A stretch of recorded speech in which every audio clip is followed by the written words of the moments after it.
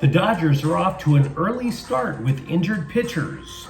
The Chargers are taking calls about trading away their pass rushers, and once again, D'Angelo Russell is touted as the ever-needed third star for the Lakers. Hi, I'm James. This is your daily dose of sports and snark for the greatest sports city in the world, Los Angeles. This is the faithful Angelenos morning report. It is March 10th, 2024. It is also Sunday, the Lord's Day. If you believe as I do, take a moment and thank God for all the blessings that you have in your life, like Galaxy Game Day, which we'll be talking about in a moment, and also about LA sports. And if you like being in the know about LA, clickety-clack the like button, clickety-clack the subscribe button. There's a notification bell. Hit that. It'll let you know we drop new content. Sharing is caring. Let people know we exist. And by all means, comment. I try to get back to every last one of you. Now, before we go through the news and notes, a look at the scoreboard.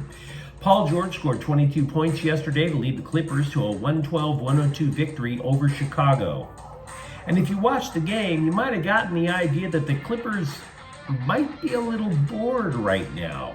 They trailed by 14 points before they finally decided to wake up. Remember, previously they had trailed in games by 20 points, etc. So maybe they're just messing around until things get real. Meanwhile, Dallas 4, Kings 1. Considering it was their first game after the trade deadline, the Kings wanted to make a statement. And that statement is, they're short-handed. Kevin Fiala scored. Sporting Kansas City and LAFC played to a scoreless match. Do you remember how LAFC last year, they would go through these lengthy goalless droughts? Yeah, LAFC haven't scored in their last two games. USC 78, 5th ranked Arizona 65. Applications are now being taken for the person who could explain this to me. How did that happen? Don't get me wrong, the Trojans have won 4 of 5, but who the hell would have predicted this? Not me. Kobe Johnson and DJ Rodman each scored 19 points, and it damn sure hurts the Wildcats' bid at a top seed.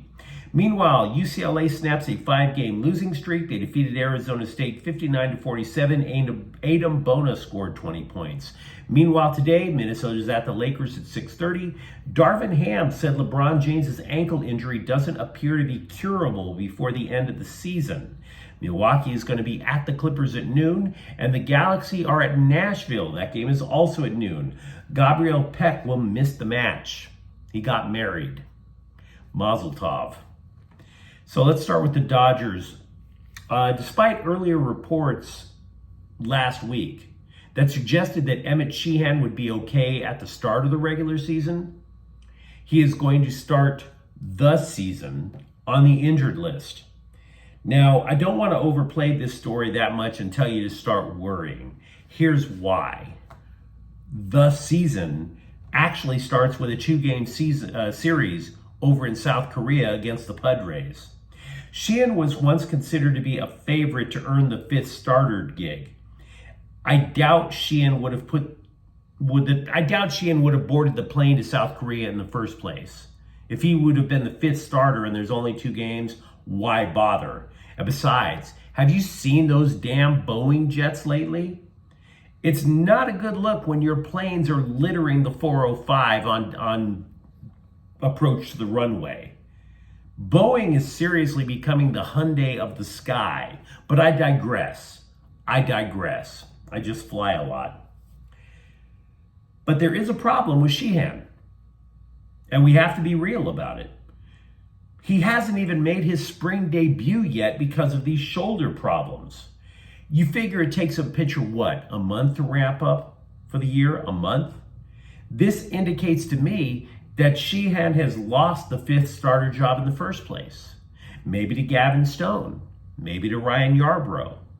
What it also indicates is something that we already knew, that you can't rely on the Dodgers rotation to stay healthy. This has been the modus operandi for LA for the last, 5-6 years? And speaking of pitching health, Blake Trinan was hit by a line drive yesterday. At that point, he had pitched 3 1/3 shutout innings against Texas. Now, he did walk off under his own power, but I saw the clip, and I'm sitting there wanting to yell at the Rangers dugout, stop injuring our pitchers. That's our coach's job, right? Meanwhile, Captain Emo, the tetrarch of tenderness, the emperor of estrogen, Bill Plaschke of the LA Times, he came out and said that he thinks it's a mistake to move Mookie Betts from second base to short. You know, because when it comes to playing shortstop, who are you going to trust, right? The players who have won 100+ games the last 3 years? Or a flubbery little wordsmith desperate to land a job at ESPN before the LA Times closes its doors? Decisions, who do you trust? Now look, everybody's entitled to an opinion, even Bill Plaschke. All I'm going to say about Mookie Betts is this. The Dodgers win a lot of baseball games, but the one guy, despite a number of injuries that go on with that team, the one guy the Dodgers would be a completely different team without is Mookie Betts. Where would they be if he wasn't already an elite team player as well as an elite athlete overall? Where would they be? How much change has the respected Dodgers minor league system undergone in the last few months? A lot of people come out with their top prospects list. MLB.com is one of them. 10 of the top 19 prospects that they had listed for the Dodgers last year, they're either in the majors or they're already been traded off to another franchise. That's how much change the Dodgers have gone through with the minors. Now, the current MLB.com list of top 30 prospects is deep, and there ain't no way I'm going to go through 30 players. I'm not doing it. What I will say is that they believe LA currently has a couple of legitimate hitting prospects in Andy Pages and Josue DePaula. The prior, by the way, Pages is having a tremendous spring. DePaula, however, is in single A, so it's going to be a while before he gets to the show. They also believe that the Dodgers have 3 nearly MLB-ready pitchers: River Ryan, Kyle Hurt, and maybe Stone. Remember, he's in the running for the 5th starter role. Lots of Dodgers news, I must say. The Athletic is reporting the Chargers are open to trading either defensive rusher Joey Bosa or Khalil Mack. Now, they didn't say that they were trying to trade both of them. As to why they're trading or would consider trading Bosa or Mack, well, on the one hand, duh. And on the other hand, duh. If you are even bothering to pay attention to the way the Chargers situation is, of course the idea of trading Bosa or Mack is an appealing idea. Of course they're listening to people calling in. The Chargers are probably more than $19 million over the cap, for example. And both Bosa and Mack have signed contracts that are worth more than $135 million. Each of them have that level of a contract. Meanwhile, last year the Bolts, they draft Tui Tuipulotu, who was extremely effective as a rookie. So this is a position of strength, of depth that the Chargers have. You could either say cut Bosa or Mack for salary cap relief, or you could trade one. You still get salary cap relief, and maybe you get an asset or two back that you could use in the draft. There is interest in both of them. Probably a little more for Khalil Mack from what I've been reading. Bosa is younger, yes, but he's also more injury prone, way more so than Mack. File the following under the heading Stories We've Read Before. But multiple scribes are once again writing that D'Angelo Russell is playing like the third star that the Lakers have been pining for oh so long. And look, The Lakers have known about this guy since he was a rookie. They drafted him number 2 overall back in the day.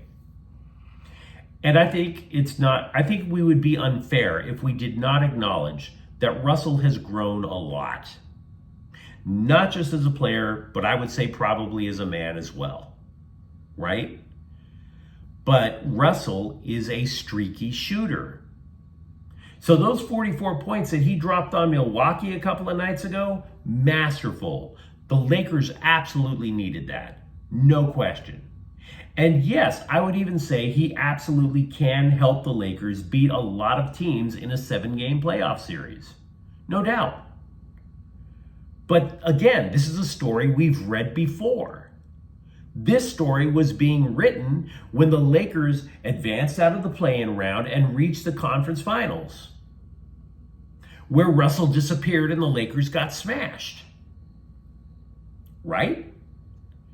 So, unless he stops vanishing against the Nuggets, we've heard this before. As previously reported, the Rams have solved a big part of their offseason by signing guard Kevin Dotson to a new contract. We were talking about that a day or two ago. But we did not know the particulars of the contract. I mean, just because it's 3 years for $48 million doesn't mean that they're just going to divide it evenly every year. According to Over the Cap, factoring in Kevin Dotson's contract in the first year, the Rams have about $29 million left in cap space, which is 16th in the league, right in the middle. Having said that, they still obviously want to go and get their free agent center Coleman Shelton back. So, if the Rams can restructure reserve lineman Joe Noteboom's contract, instead of releasing him, the Athletic report said it would free up about as much as $9 million in additional salary cap cash. And the estimated player values that I've been reading about Coleman Shelton, most of them estimate that he's worth about $9 million a year. So if Joe Noteboom wants to stay in LA and he reworks that contract, the Rams keep their center, theoretically. So I was reading those trade deadline winners and losers articles about the NHL. I do it to punish myself. I do it with the NBA, the major leagues. Spoiler alert, all of the scribes think that the Kings lost at the NHL trading deadline. But what does it mean, right? For example, you go to the Kings and the players are saying that they don't care, that they didn't add anybody to the roster. Maybe they're being truthful. Maybe they really are waiting for their regulars to get healthy. Having said that, you could say as many as 6 teams in the West pushed in all of their chips at the NHL trade deadline. Vegas absolutely did. So did Edmonton, Colorado, probably Winnipeg, maybe even Vancouver, and possibly Dallas. But again, how bad is it for the Kings? See, I'm not really sure. Because with the exception of a very nasty January, they've been a pretty sound hockey team. Every scribe agrees, for example, that Vegas stole the show at the trading deadline. But look at the standings right now. The Kings are ahead of them. So, are the Kings to be taken to task for not making a trade at the deadline? Or are the scribes guilty of not saying that the Vegas Golden Knights did a bunch of panic buying at the deadline? Right? Don't get me wrong, the Kings and Vegas are highly likely to make the playoffs. But don't tell me that you won the trading deadline and a team that did absolutely nothing is ahead of you in the standings. That doesn't make a lot of sense to me. But you let me know what you think in the comments thread. We had a lot of Dodgers news. What do you think about their pitching situation now that Emmett Sheehan is probably not going to start the season? What do you believe the Chargers will do? Do you get rid of Mack in a trade, or do you trade Joey Bosa? Or do you surprise everybody and stand pat? And if you enjoyed the content, don't forget to subscribe to Faithful Angelenos. We're talking LA sports every single day now. Thank you for watching. I'm James. We'll be back tomorrow. Faithful Angelenos is a Quien Corta El Queso production. Take care.